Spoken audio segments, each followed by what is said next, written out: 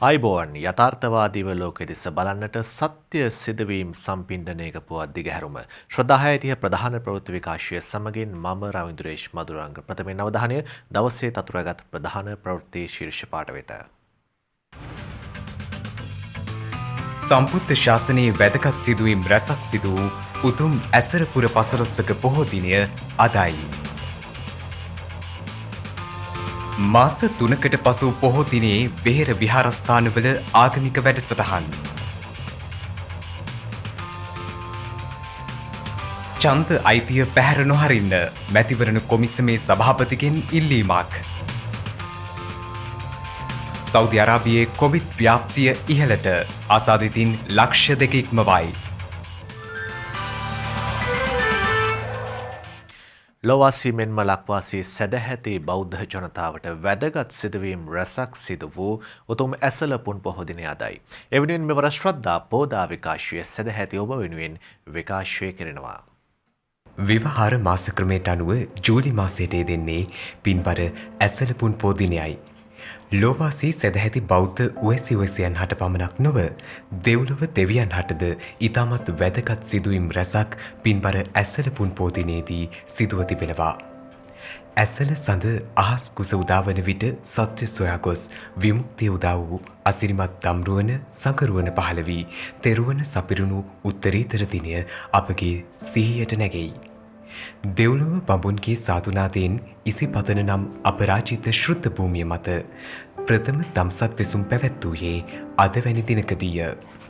එම ධම්මසා කොණ්ඩඤ්ඤ ස්වාමීන් වහන්සේ සෝවාන් වීමත් 18 කෝටියක බ්‍රහ්ම පිරිස ධර්මාවබෝධයට යොමු වීමත් මෙවැනි පින්බර පොතිනක සිදුව තිබෙනවා.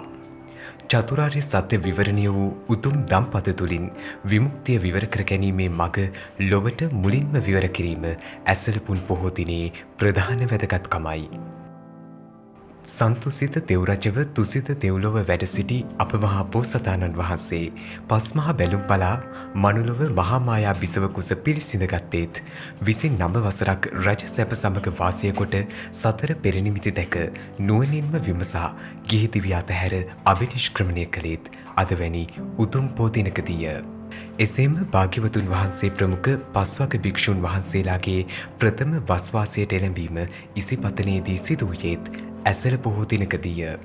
පින්වත් රාහුල කුමරුගේ උපත සිදු වූයේත් අන්‍යාගමිකයන්ගේ මානිය දුරු කිරීම පිණිස යමා මහ පෙළහර දක්වා වදාළේත් අද වැනි උතුම් දිනකදීය. සත්වැනි වස් කාලය ගත කිරීම පිණිස තව්තිසා දෙව්ලොවට වැඩම කොට මාතෘ දිව්‍ය රාජයා ප්‍රධාන දෙව් පිරිසට අභිධර්ම දේශනය වදාළේත් ඇසළ පුන් පොහෝ දිනකදීය. සම්බුද්ධ පරිනිර්වාණයෙන් 3 වසරකට පසු කාශ්‍යප මහරහතන් වහන්සේ ප්‍රධාන 500ක් මහරහතන් වහන්සේලා අජාසත් රජුගේ දායකත්වයෙන් රජගහනුවරදී ප්‍රථම සංගායනාව පැවැත්වීම පිණිස මූලික කටයුතු ආරම්භන ලද්දේත් ඇසළ පුන් පොහෝ දිනකදීය. ලක්වාසී සැදැහැති අපටද වැදගත් වන උතුම් සිදුවීම් කිහිපයක් ඇසළ පුන් පොහෝ දින සිදුව තිබෙනවා. මිහිඳු මහරහතන් වහන්සේ ප්‍රමුඛ මහා සංඝරත්නය විසින් සම්මත කළ සීමාව තුළ ප්‍රථම ඛණ්ඩ සීමාව සම්මත කරන ලද්දේත් අරිට්ඨ කුමරුන් ප්‍රධාන සිංහල කුමාරවරුන් 56 දෙනාගේ පැවිදි උපසම්පදාව සිදු වූයේත් මෙවැනි පින්බර ඇසළ පුන් පොහෝ දිනකදීය. බුද්ධ වර්ෂ 382 දී දුටුගැමුණු රජතුමා විසින් ස්වර්ණමාලී මහා සෑ රජුන් තැනවීමට මංගල ශිලා ප්‍රතිෂ්ඨාපනීය උත්සව ශ්‍රීයෙන් සිදු කරන ලද්දේත් මෙවැනි උතුම් පොහෝ දිනකදීය. කිත්සිරි මෙවන් මහරජ දවස අප රටට වැඩම කර වූ වාම ශ්‍රී දන්තධාතුන් වහන්සේ පුද දෙමින් අද දක්වාම වසරක් පාසා සිදුවෙන අසිරිමත් දළදා පෙරහැරේ ආරම්භය සිදු වූයේත් ඇසළ පොහෝ දිනකදීය. එවැනි වැදගත් සිදුවීම් රැසක් සිදු වූ ඇසළ පොහෝ දින ඒ අසිරිමත් සිදුවීම් සිතේ දරා චතුරාර්ය සත්‍ය අවබෝධයට වීරිය වඩමු.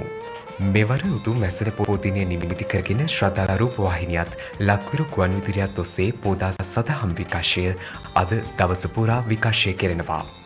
එයට සමගාමීව උදැස්සන බුද්ධ වන්දනාව, අෂ්ටාංග උපෝසථ සීල සමාදානය, දහවල බුද්ධ පූජාව, ධර්ම දේශනා, ධර්ම සාකච්ඡා ආදී සීල භාවනා වැඩසටහන් පෙළක් අද උදැස්සන සිට විකාශය කෙරුණා. එමෙන්ම තවත් වැඩසටහන් පෙළක් සදැහැති ඔබ වෙනුවෙන් විකාශය වීමටද නියමිතයි. මාස 3කට අධික කාලයකට පසුව පුර පස්වලොස්වක පොහොය දිනේ වෙහෙර විහාරස්ථානවලට පැමිණ ආගමික වතාවත්වල නිරත වීමේ අවස්ථාව මෙරට සැදැහැවත් බෞද්ධ ජනතාවට අද උදා වුණා. COVID-19 වසංගත තත්ත්වය හේතුවෙන් පසුගිය මාර්තු මාසයේ සිට දෙවැනි පුරා වෙහෙර විහාරස්ථානවල පුද්ගල සහභාගීත්වයෙන් සිදු කරන සියලු ආගමික කටයුතු නතර කිරීමටයි පියවරගෙන තිබුණේ.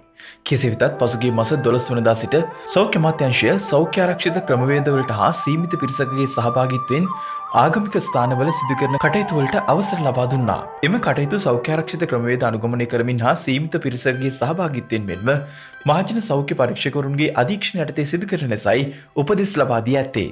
ඒ අනුව අදට යෙදී ඇති ඇසලපුර පසළොස්වක පොහොය නිමිත්තෙන් දිවෙන පුරා වෙහෙර විහාරස්ථානවලට පැමිණි සදහැවත් ජනතාව ආගමික වතාවත්වල නිරත වන ආකාරය දැක ගන්නට ලැබුණා.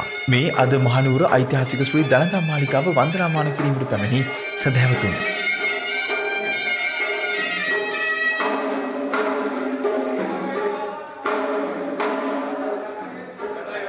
අනුරාධපුර ජයශ්‍රී මහා බෝධීන් වහන්සේ වන්දනාමාන කිරීමටද අද විශාල සදහැවතුන් පිරිසක් පැමිණ තිබුණා.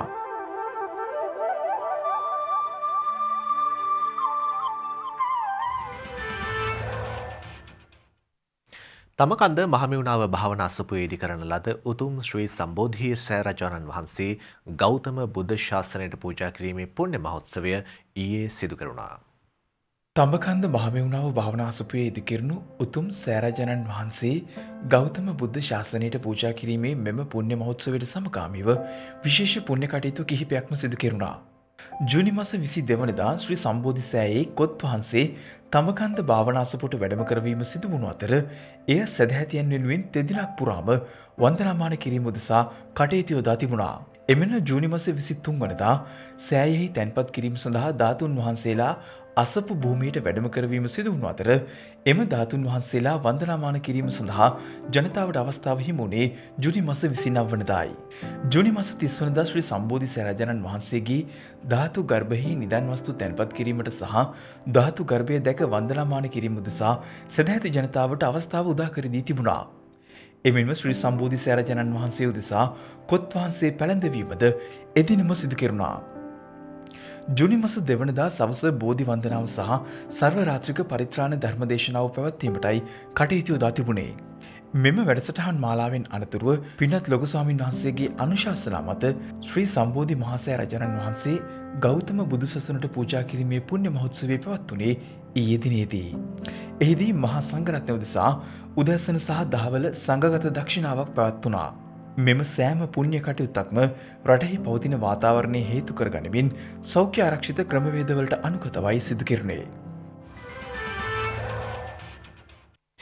මෙවන විට මෙරටින් වාර්තා වන කොරෝනා ආසාදිත පුද්ගලයන් සංඛ්‍යාව 2070ක් දක්වා ඉහළ ගොස් තිබෙනවා.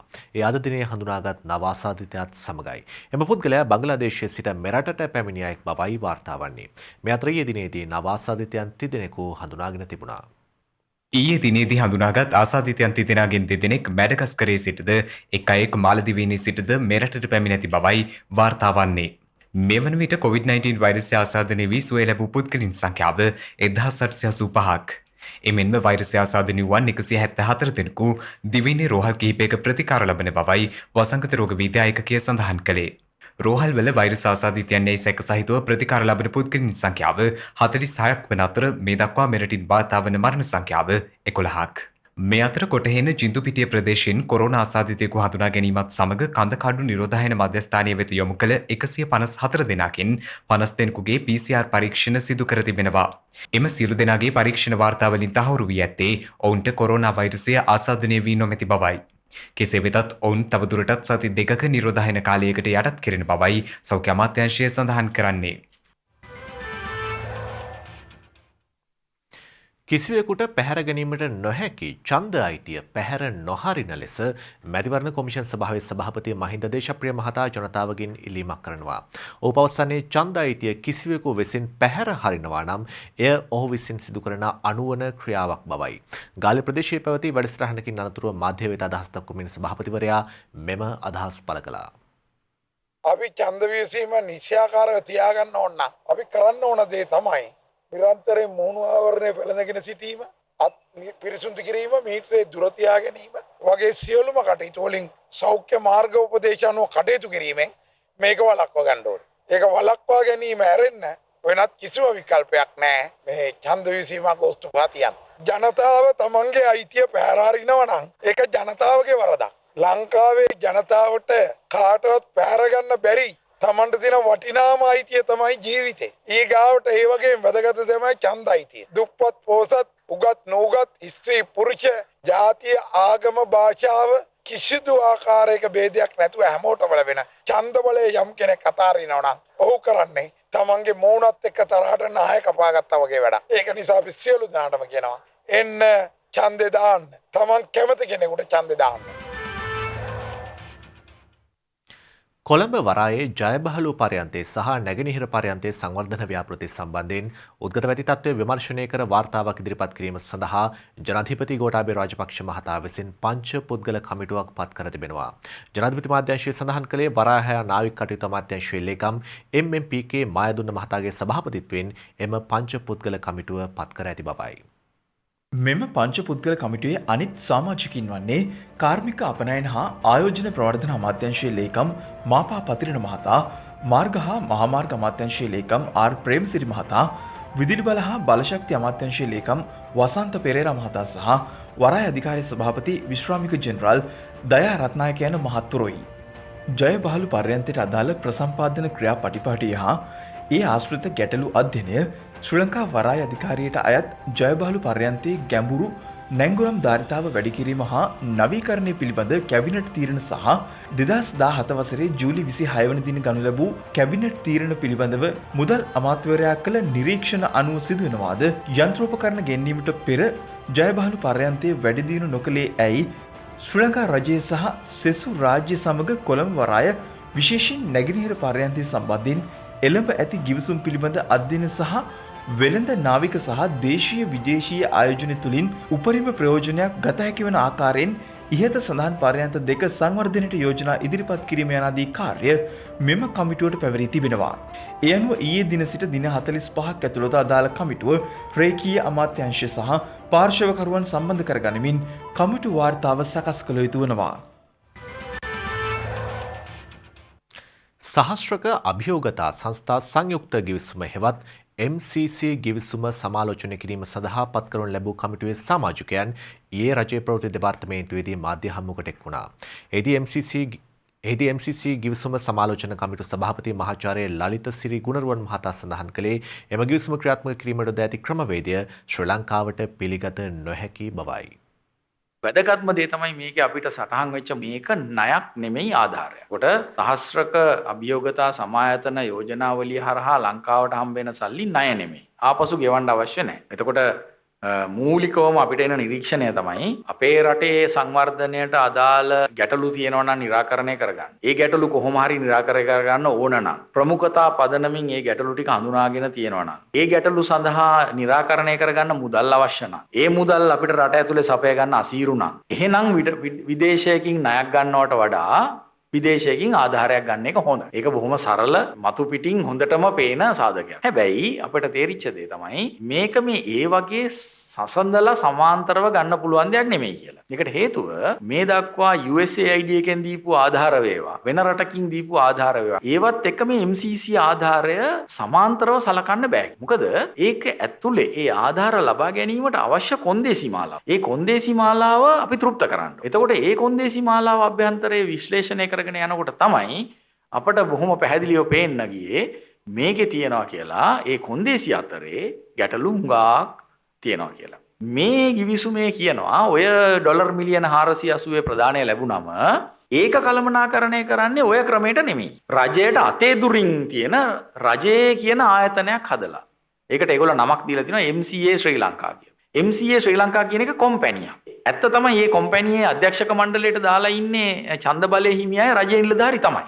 ඊට පස්සේ කියනවා යටින් මේ ආයතනයේ අධ්‍යක්ෂක මණ්ඩලය හැර මේ රටේ තියෙනා වූ කිසිදු රාජ්‍ය ආයතනයකට මේ ආයතනයේ දේවල් පිළිබඳ කිසිදු දෙයක් කතා කරන්න බලයක් අධිකාරීත්වයක් නැහැ. ලියලා තියෙනවා අර අභ්‍යාචනාමය බලතල තියෙන උසාවියකට හැර වෙන කිසිදු විදියකට ශ්‍රී ලංකා රජය ඇතුලේ බලපෑමකට මේ ආයතනය ලක් නොවිය යුතුයි කියලා. මේකේ බරපතලකම තමයි මේ ලියන්නා වූ සියලු වගන්ති ටික ලංකාවේ නීති බවට පත් විය යුතුයි කියලා. ආණ්ඩුක්‍රම ව්‍යවස්ථාවට අනුව ප්‍රසම්පාදනය 19 වෙනි සංශෝධනයෙන් ස්වාධීන කොමිෂන් සභාවකට දීලා තියෙද්දි ඒකෙන් ව්‍යාතිරේකයක් වෙච්ච ගිවිසුමක් අරන් ගිහිල්ලා පාර්ලිමේන්තුවට දාලා සරල බහුතරයෙන් පාස් කරන්න පුළුවන්ද? ඒක සරල බහුතරයෙන් පාස් කරන්න බෑ. එහෙනම් ඒකට 3න් 2ක් අනිවාර්යෙන් අවශ්‍ය වෙයි. ඉතින් දැන් මෙන්න මේ වගේ පරස්පර විරෝධී තැන් බොහොමයක් මේක ඇතුලේ තියෙනවා. ලංකාවේ නීති පද්ධතියත් එක්ක ගැටෙන ඒක තැනක වගන්තිය ලියලා තියෙනවා මේ ගිවිසුමේ සියල්ල ක්‍රියාත්මක විය යුත්තේ ජාත්‍යන්තර නීතියට. ඉතින් මේ ජාත්‍යන්තර නීතිය මොකක්ද කියන එකවත් පැහැදිලි කරලා. මේ ව්‍යාපෘතිය හරහා හදන සියලු නිමැවුම් වල මොනවා හරි එක සොෆ්ට්වෙයාර් එකක් වෙන්න පුළුවන්, සිස්ටම් එකක් වෙන්න පුළුවන්, ගොඩනැගිල්ලක් වෙන්න පුළුවන්, පාරක් වෙන්න පුළුවන්, මොකක්ද කියන එක අදාළ නැහැ. ඒ සියලු දෙයි බුද්ධිමය දේපල අයිතිය MCC ආයතනයේ සතු විය යුතුයි කියලා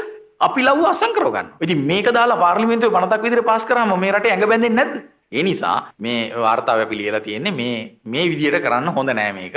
කරනවා නම් ඒ ක්‍රමවේද සමස්තය හරියට ලංකාවේ නීති පද්ධතිය ඇතුලේ මේක කරන්න.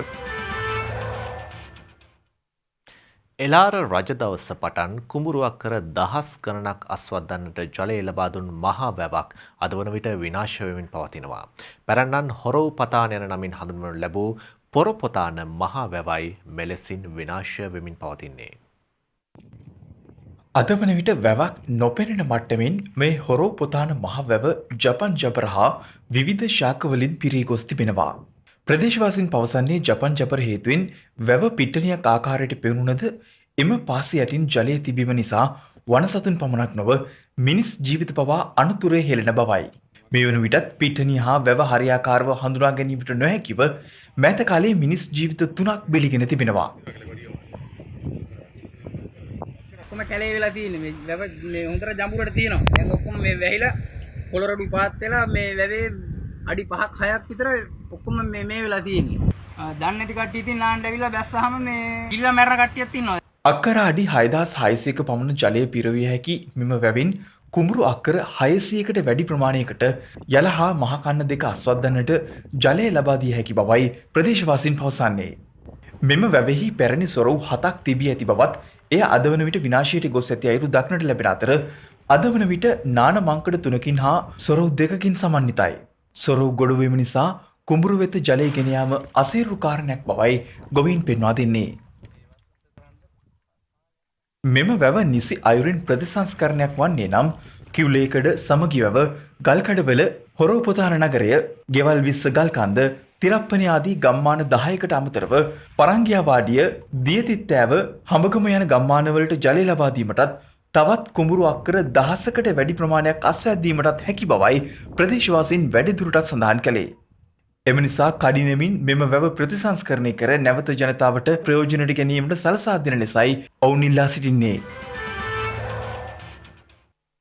කොවිඩ් වසංගත අභියෝගය හමුවේ මෙවර ශ්‍රද්ධා රුධිරදාන පුණ්‍ය ව්‍යාපෘතිය මගින් ජාතික රුධිර සංචිතයට සවියක් වීමට අපට හැකියාව ලැබුණා. මහමෙවුනාව භාවනා සපුත් සංචිතයත් ශ්‍රද්ධා මාධ්‍යාලයත් එක්වයි මෙම පුණ්‍ය ව්‍යාපෘතිය දියත් කරන්නේ. ගත වූ කාල සීමාව තුළ රුධිරදාන කඳවුරු 1022ක් පමණ පැවැත්වීමට අපට හැකියාව ලැබුණු අතර රුධිරදායකයන් 9300කට අධික පිරිසක් ශ්‍රද්ධා රුධිරදාන ව්‍යාපෘතිය සමගින් එක් වුණා. ශ්‍රද්ධා රුධිරදාන කඳවුරු තවදුරටත් දිවයින පුරා ක්‍රියාත්මකව පවතින්නේ රටෙහි අවශ්‍යතාවයට නිරතුරුවම පෙරමුණ ගනිමින්. ඒ අර්ථ ඊයේ දිනේදී ඇඹිලිපිටිය තුංකම තෙරුන්නාසේගම ශ්‍රී පන්තාරාම විහාරස්ථානයේදී ශ්‍රද්ධා රුධිරදාන කඳවුරු සාර්ථකව පැවැත්වුණා. එමෙන්ම හෙට දිනේදී ආරච්චි කටුව ශ්‍රී නාගාරාම විහාරස්ථානයේදී බණ්ඩාරවෙල බිඳුණුවැව චේතිය රුක්කාරාමයේදී ශ්‍රද්ධා රුධිරදාන කඳවුරු පැවැත්වීමට නියමිතයි. මෙවැනි අසීරු මොහොතක ජීවිතයක් වෙනුවෙන් ලේබිඳක් තන්දී ජීවිතයක් ජීවත් කරවීම උදෙසා ශ්‍රද්ධා රුධිරදාන පුණ්‍ය ව්‍යාපෘතිය සමගින් එක්වීමේ හැකියාව ඔබටත් පවතිනවා. සිව්දිසින් වාර්තා වන පුවත් කිහිපයක් දැන්.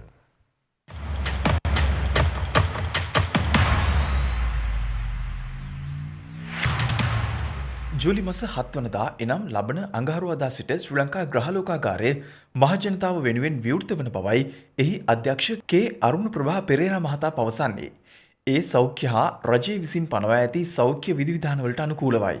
සමාජ දුරස්ථභාවය පවත්වා ගැනීම සඳහා සියලු දර්ශන වාර සඳහා සීමිත නරඹන්නන් ප්‍රමාණයක් පමණක් සහභාගී කර ගනිමින් දර්ශන පැවැත්වීමටයි සැලසුම් සකස් කර ඇත්තේ. රට තුළ පැවති කොරෝනා වෛරස් තත්ත්වය හේතුවෙනුයි ග්‍රහලෝකාගාර දර්ශන වාර තාවකාලිකව අත්හටනු ලැබුවේ. COVID-19 වසංගත තත්ත්වයෙන් පසු පාසල් ආරම්භ කිරීම සඳහා මේ වන විට සියලු කටයුතු සූදානම් කර ඇති බව අධ්‍යාපන අමාත්‍යාංශය පවසනවා. පසුගිය සතිය පුරා දිවයිනේ සියලු පාසල්වල විෂ බීජ හරණ කටයුතු කාලසටහන් සකස් කිරීම ආදිය සිදු කරන බවයි අධ්‍යාපන අමාත්‍යාංශය සඳහන් කළේ. යනුව අධීර කිහිපයක් යටතේ පාසල් වෙත සිසුන් කැඳවීම ලබන සඳුදා දිනෙන් ආරම්භ වන අතර ඉන් පළමු අධීර යටතේ 5, 11 සහ 13 යන ශ්‍රේණිවල සිසුන් පාසල් සඳහා කැඳවීමට නියමිතයි.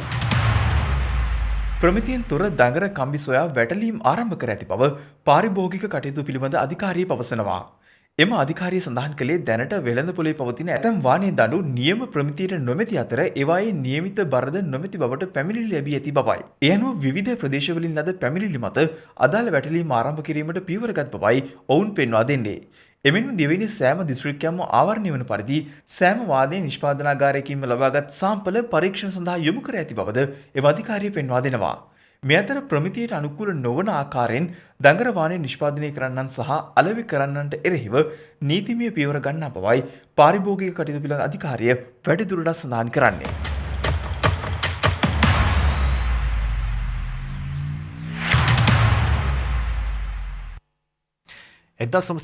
සිට 1945 දක්වා කාලය තුළ පැවති දෙවැනි ලෝක යුද්ධය ලෝකයේ බොහෝ දේවල් වෙනස් කළා.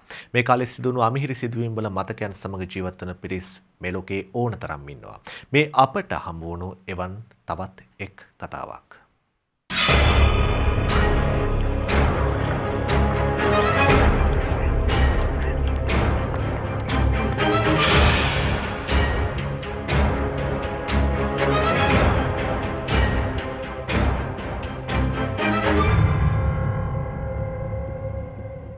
මේ ලෝකයේ තවකෙක් ආහාරයට ගන්නා කුමන හෝ දෙයකට වස මිශ්‍ර කිරීම කෙතරම් පාපකාරී ම්ලේච්ඡ ක්‍රියාවක්ද. නමුත් අප මේ කියන්නට යන කතාපුවත දිගහැරෙන්නේ මිනිස් ජීවිත දස දහස් ගණනක් විනාශ කරමින් ඔවුන්ගේ ආහාර වේලට විස එක්කල දෙවන ලෝක යුද්ධ සමයේ සිදුවුණු අති බිහිසුණු ම්ලේච්ඡ සිදුවීමක් ගැනයි. දෙවන ලෝක යුද්ධ සමයේ එක් කාලවකවානුවක ඇමරිකාව දැඩි ආර්ථික අර්බුදයකට මුහුණ දී සිටියා. ඒ කාල සීමාවේ ඇමරිකාවේ වැසියන්ට නියමිත වියලි සලාකයන් පවා නීතිගත වෙලායි තිබුණේ. එම නීතිවලට පිටින් ආහාර ලබා ගැනීම ඇමරිකානු පුරවැසියන්ට දඬුවම් ලැබිය හැකි වරදක් බවට පත් වුණා. කෙසේ වෙතත් ඒ කාල සීමාවේදී ආහාර හිඟයට පිළියම් ලෙස 1943 වසරේදී චිකාගෝ සරසවියේ ඇමරිකානු විද්‍යාඥයෙක් වන සර් ආතර් ගැල්ස්ටන් විසින් විශේෂ හෝමෝනයක් නිපදවනවා. ඒ වේගයෙන් ශාක වර්ධනය වීම සඳහා. මේ හෝමෝනය නිසි පරිදි අදාළ ශාකවලට යෙදූ විට ශාක ඉතාමත් වේගයෙන් වර්ධනය වෙනවා. නමුත් යොදන හෝමෝන ප්‍රමාණය වැඩි කළහොත් එම ශාකය ඉතා උග්‍ර විෂ සහිතව වේගයෙන් මිය යනවා. අවසානයේ ඇමරිකානු මිලිටරි ඇකඩමිය හරහා චිකාගෝ සරසවියේ ජීව සහ උද්භිද පර්යේෂණ දෙපාර්තමේන්තුවට ඇරයුමක් ලැබෙනවා මෙම හෝමෝනය විශාල ලෙස නිෂ්පාදනය කර යොදමය කටයුතු සඳහා යොදවා ගන්නා ලෙසට. එම සරසවිය මේ හෝමෝනයේ විෂ වැඩි කර එය ඒජන්ට් ඔරෙන්ජ් යන නමින් 1959 වසරේදී විස රසායනික ද්‍රව්‍යයක් ලෙසින් ඇමරිකානු ආරක්ෂකාංශවලට බාර දෙනවා. 1961 වසර වන විට ඇමරිකානු වියට්නාම් යුද්ධය උග්‍ර අතට පත් වෙනවා. එහිදී වියට්නාම් ගරිල්ලන් අතින් ඇමරිකාව දරුණු පරාජයක් ලබමින් සිටියා. වියට්නාම් ගරිල්ලන් ශක්තිමත්ව තම සටන් මෙහෙය වූ අතර ඔවුනට ශාරීරික ශක්තිය ලැබුණේ එම ගම්වල දේශීය ගොවින් වගා කළ සහල් වලින්. දරුණු ලෙස පරාජය වැළඳ ගනිමින් සිටි ඇමරිකාව ඒ වෙනුවෙන් නව මෙහෙයුමක් ආරම්භ කරනවා. එය නම් කළේ රැන්ච් හෑන්ඩ් ලෙසයි. එම මෙහෙයුමේ මූලික අරමුණ වුණේ වියට්නාමයේ ආහාර අහිමි කිරීම හා දකුණු වියට්නාම ග්‍රාමීය ප්‍රදේශවල වනාන්තර විනාශ කිරීමයි. ඇමරිකානු CIA ආයතනය ලබාගත් තොරතුරු හරහා ඇමරිකාව තීරණය කරනවා ඒජන්ට් ඔරෙන්ජ් රසායනය වියට්නාම් කෙත්වතුවලට හෙලන්නට. මොවුන් මෙම රසායනය ලීටර් මිලියන 77ක් පමණ වියට්නාම් භූමියෙන් 12ක් දක්වා වූ ප්‍රදේශවලට හෙළනු ලැබුවා. කුඹුරු වලට හෙළන ලද රසායනය සුළඟ සමග අසල්වැසි මිනිසුන්ගේ ශරීරය මතට වැටි දරුණු ඛේදවාචකයන්ට මුල පෙරුවා. වියට්නාම් සිවිල් වැසියන් සහ සොල්දාදුවන් විශාල පිරිසක් මෙම හෙළන ලද රසායනික ද්‍රව්‍යයට ගොදුරු වුණා.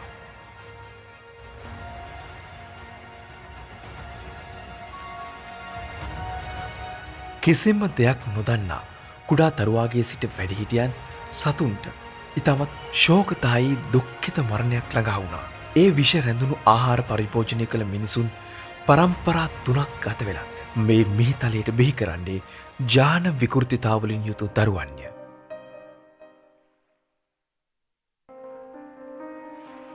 මේ ම්ලේච්ඡ විනාශයට වියට්නාම් වැසියන් මිලියන 5කට අධික පිරිසක් ගොදුරු වී ඇති අතර අදටත් මේ රසායනය කළ විනාශය නූපන් පරම්පරාවටද අභියෝග කරමින් විකෘති ජීවිත බිහි කරමින් පවතිනවා.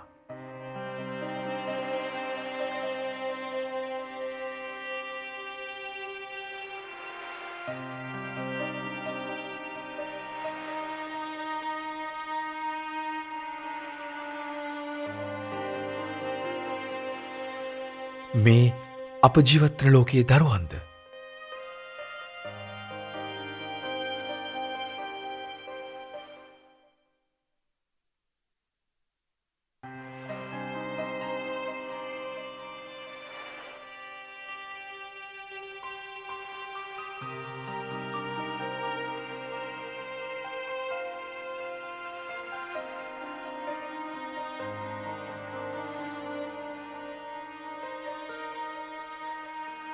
ඇමරිකාව අතීතය කළ ම්ලේච්ඡ ක්‍රියාවලියක ප්‍රතිඵලයක් ලෙස අද වන විට වියට්නාම් දරුවන් දස දහස් ගණනක් වර්තමානයක් අනාගතයක් නොදක උපත ලබනවා.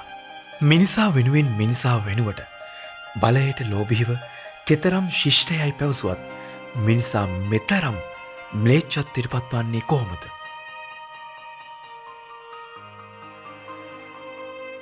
තුනුරුවනේ අනන්ත ගුණ බලයෙන් මොවුනට නිදුක් නිරෝගී සුවපත් බව චිරජීවනයේ ලැබේවා යන්න අපගේ ප්‍රාර්ථනයයි.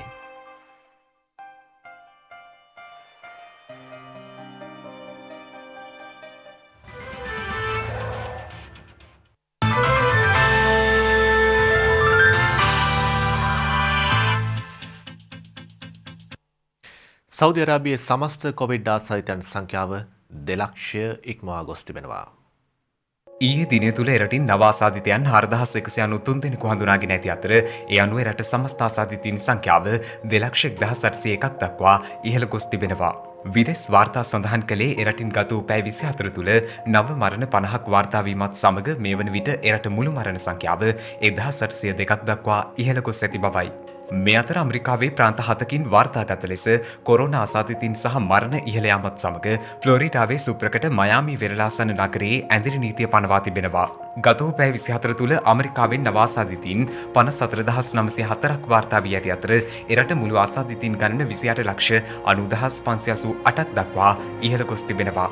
එමෙන්ම ගත වූ පැය 24 තුළ වාර්තා වූ නව මරණ 616ක් සමග එරට මුළු මරණ සංඛ්‍යාව 1,32,101ක් දක්වා ඉහළ ගොස් ඇති බවයි විදෙස් මාධ්‍ය වාර්තා කරන්නේ. මේ අතර COVID-19 ආසාදිතයින්ට ප්‍රතිකාර කිරීම සඳහා ඵලදායී විය හැකි ඖෂධවල සායනික අත්හදා බැලීමේ මූලික ප්‍රතිඵල ඉදිරි සති 2 ඇතුළත අපේක්ෂා කරන බව ලෝක සෞඛ්‍ය සංවිධානය පවසනවා.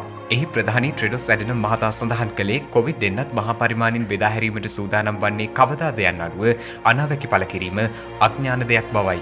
මේ අතර පෙර දිනයන්හි පරිදිම ගත වූ පැය 24 තුළද වැඩිම මරණ වාර්තා වී ඇත්තේ බ්‍රසීලයෙන්.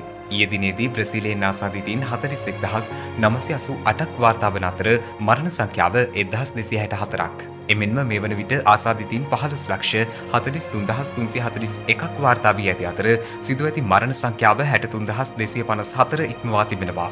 මේ අතර අද උදෑසනින් අවසන් වූ පැය 24 තුළ ඉන්දියාවෙන් නව කොරෝනා ආසාදිතයින් 22721ක් වාර්තා වී තිබෙනවා. විදෙස් මාධ්‍ය වාර්තා කළේ ඒ අනුව ඉන්දියාවේ මුළු ආසාදිත සංඛ්‍යාව 6,49,889ක් දක්වා ඉහළ ගොස් ඇති බවයි.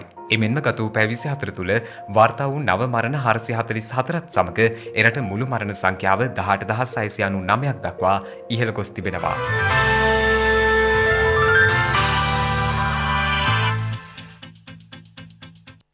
දිනක සටහන් නිමවන්නට මත්තෙන් හෙට දවසේ වැදගත්කම ගැනයි මේ.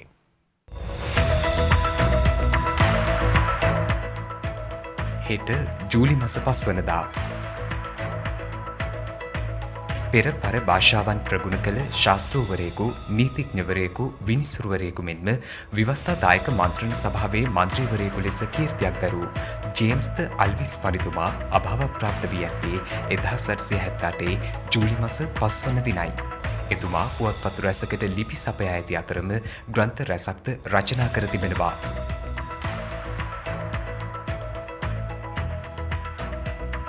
එංගලන්තයේ ජාතික සෞඛ්‍ය සේවය හෙවත් NHS ආරම්භ කර ඇත්තේ 1948 හෙට වැනි දිනකදීය.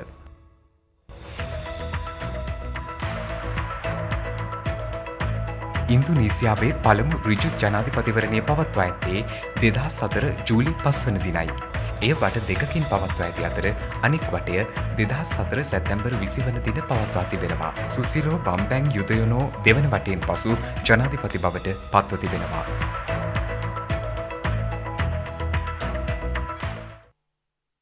එත් සමගින් ශ්‍රද්ධා ප්‍රධාන ප්‍රවෘත්ති විකාශය නිමාවට පත්වනවා. හමුවමු හෙටත් සවස 6:30ට. ඔබ සැමට තෙරුවන් සරණයි. නමෝ බුද්ධය. මෙවැනි වැදගත් පුවත් නැරඹීම සඳහා ශ්‍රද්ධා TV News YouTube චැනලය සබස්ක්‍රයිබ් කර සීනුව සලකුණු වන්න.